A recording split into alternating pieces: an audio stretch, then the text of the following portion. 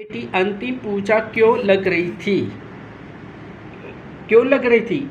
माँ को अपनी बेटी अंतिम पूजा पूंजी इसलिए लग रही थी क्योंकि उसके जाने के बाद वे बिल्कुल अकेली रह जाएगी और उसके सुख दुख के साथी में अकेली ही थी, जिसके साथ वे अपनी निजी जीवन के सभी बातें बाधा बांट करती थी और अपनी सबसे प्रिय वस्तु अपनी बेटी अपनी पूंजी में दूसरे के हाथ में सौंपने जा रही थी।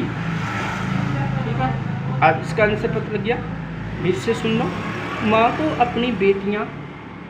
अपनी बेटियाँ अंतिम पूंजी इसलिए लग रही थी क्योंकि उसके जाने के बाद वे बिल्कुल अकेली रह जाएगी। उसके सुख दुख के साथी में अकेली ही थी, जिसके सारे अपने निजी जीवन के लिए सभी बातें बांट करती थी। अपनी सबसे प्रिय वस्तु अपनी बेटी अपनी पूंजी के दूसरों के हाथ में सौंपने जा रही थी। अब इसको धीरे फोकस करना है। नेक्स्ट प्रश्न है बेटा, माँ ने बेटी को क्या क्या सीख दी? आप बताओ। जो माँ होती है, माँ बेटी है और बेटा होता है, उसको माँ से क्या सीख मिलती है? अब उस अंतर माँ ने कन्यादान के बाद अपनी बेटी का विदा करते समय निम्न सीख थी। वे ससुराल में दूसरे द्वारा की गई प्रशंसा से अपने रूप सौंदर्य पर गर्वित न हो जाए। आग का प्रयोग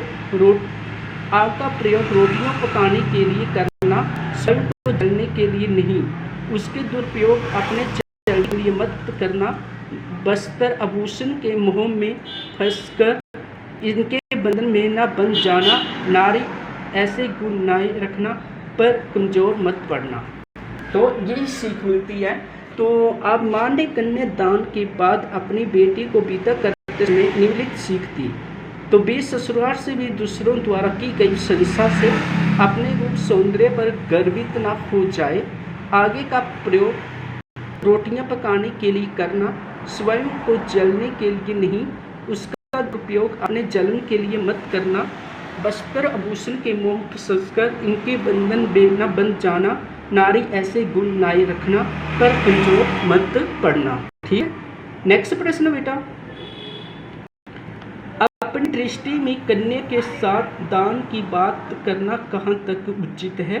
तो मेरी नज़र में कन्या के साथ दान की बात करना बिल्कुल भी उचित इसलिए नहीं है क्योंकि दान किसी वस्तु को किया जाता है, परंतु मनुष्य को कोई नहीं। कन्या कोई वस्तु तो है, ना ही उसका अपना एक अलग अस्तित्व है और अपनी इच्छा है। दान देने के बाद वस्तु से हमारा कोई संबंध नहीं रह जाता, परंतु कन्या का संबंध माता पिता में हमेशा बना रहता है।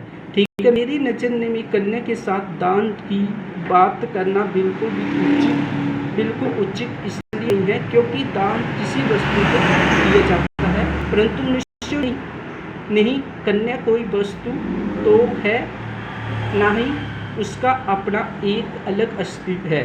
अब उसके अपनी इच्छा है। दान देने के बाद वस्तु से हमारा कोई संबंध नहीं रह जाता, परंतु कन्या का संबंध अपने मातृका से हमेशा बना रहता है। ठीक है, ये प्रश्न करने, 2 प्रश्न अच्छी तरह फोकस करने। ठीक है।